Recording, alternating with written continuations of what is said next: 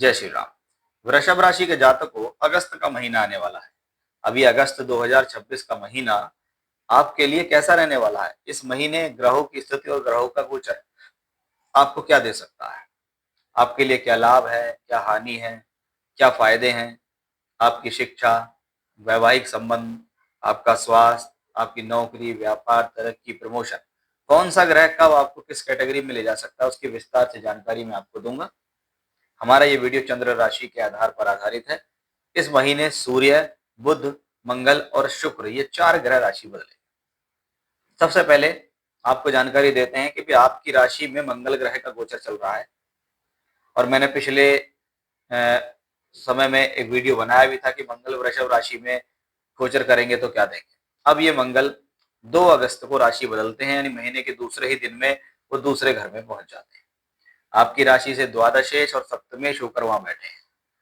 ये स्थिति सबसे पहले कहती है आने वाले समय में अपने क्रोध पर संयम रखें, जल्दबाजी से बचें, अपनी वाणी को सौम्य बनाएं।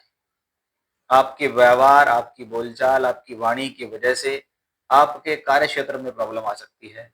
आपके धन को कोई नुकसान हो सकता है। परिवार के लोगों के साथ आपका कोई मतभेद हो सकता है, तो उस पर ध्यान रखें। डिसीजंस को क्विक ना लें, जल्दबाजी में ना लें। बहुत ज्यादा धैर्यवान बनने की आपको यहाँ कोशिश कर रही है। पूरी तरीके से पेशेंस आपको यहाँ रखकर चलना होगा। स्पेशली साथ साथ वैवाहिक संबंधों का भी ध्यान रखना इस दौरान बहुत ज्यादा जरूरी दिखाई देता है। इसलिए मंगल के इस ट्रांजिट से सावधानी जरूरी है और वो आपको इस पूरे महीने रखनी भी पड़ेगी। हमारे दूसरे ग्रह हैं सूर्य।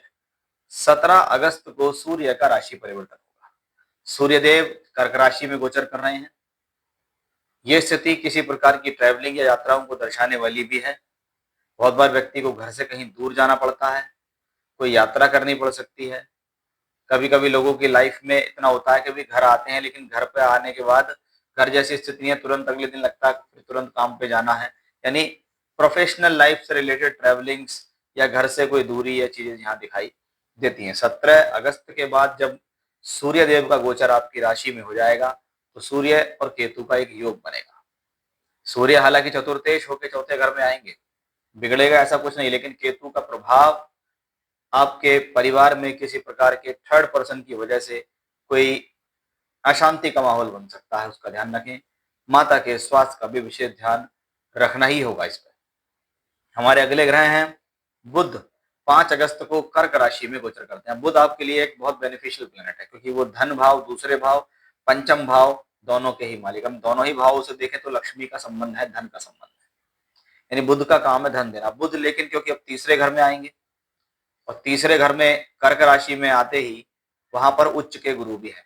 यानी इस दौरान कम्युनिकेशंस के माध्यम से पैसा मिल सकता है, सोशल मीडिया से जुड़कर पैसा मिल सकता है, कोई टूर से, कोई ट्रैवलिंग से, कोई यात्राओं से, कोई कम्युनिकेशन से जुड़कर आपको धन प्राप्त होने के योग बनते दिखाई देते हैं।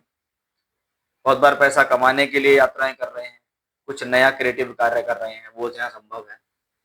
ये स्थिति आपके जीवन में एजुकेशनली अच्छी है, एजुकेशन के हिसाब से अच्छी है। एजुकेशन से रिलेटेड कोई ट्रैवलिंग करनी पड़ सकती है। कभी कभी कोई एग्जाम देने के लिए चले गए, कोई यात्रा कर ली, कोई कॉलेज के लिए चले गए, यानी कुछ एजुकेशन से रिलेटेड ट्रैवलिंग यहाँ दिखती है। कुछ एजुकेशन में कुछ नया क्रिएटिव जोड़कर उसको आगे बढ़ाना उसके लिए बेहतर है। इसको फाइनेंशियली हम पॉजिटिव ही मानेंगे, यानी धन से संबंधित स्थितियों को लगातार सकारात्मक बनाती है।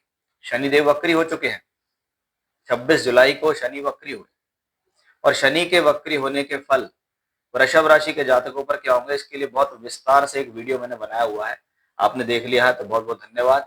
नहीं देखा है तो आप उसको देखिए, उससे आपको बहुत ज्यादा जानकारी मिलेगी कि लगभग 138-40 दिनों के लिए शनि वक्री हुए हैं, वो आपको क्या दे सकते हैं। क्योंकि शनि के ऊपर उच्च के गुरु की दृष्टि भी है, तो वहां से आपको इसका एग्जैक्ट रिजल्ट मिलेगा। क्योंकि बहुत विस्तार में उसमें मैंने आपको जानकारी यहाँ दी है, जीवन के सभी पहलुओं पर क्या प्रभाव पड़ सकता है, वो सब मैंने आपको वहां बताने की कोशिश की है। तो उस वीडियो को आप जरूर देखिएगा। अब बात करेंगे शुक्र ग्रह की।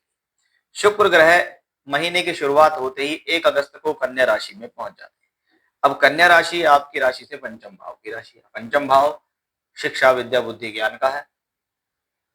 राशि के मालिक पंचम भाव में है, तो शिक्षा, विद्या, बुद्धि, ज्ञान के लिए अच्छे हैं, क्योंकि त्रिकोण भाव भी है। योग कारक शनि उसको देख रहे हैं, तो शुक्र शनि का आमना सामना एजुकेशनली, फाइनेंशियली, प्रोफेशनली, धन के लिए और भाग्य के लिए एक बहुत अनुकूल स्थितियों को दर्शाता है। तो वो एक अच्छी और वो एक सकारात्मक, वो एक पॉजिटिव स्थितियां आपके जीवन के अंदर दिखाई दे रही है। हालांकि शुक्र यहाँ राशि के मालिक होकर नीच के होंगे, और जब राशि का मालिक नीच का हो तो थोड़ा सा हार्ड होता है, थोड़ा एक्स्ट्रा एफर्ट डालने पड़ते हैं। लेकिन यहाँ पर ये 5th हाउस में है और ये त्रिकोण भाव है, इसलिए ये सफलता का सूचक ही है, क्योंकि ये बुध की राशि में नीच के होते हैं और बुध की स्थितियां हमारे लिए पॉजिटिव है, इसलिए हमें शुक्र ग्रह से कोई घबराने की जरूरत है ही नहीं।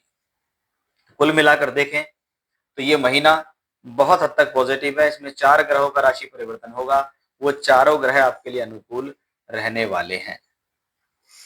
जय श्री राम। वीडियोस बनाने हैं, फिल्मोरा है ना,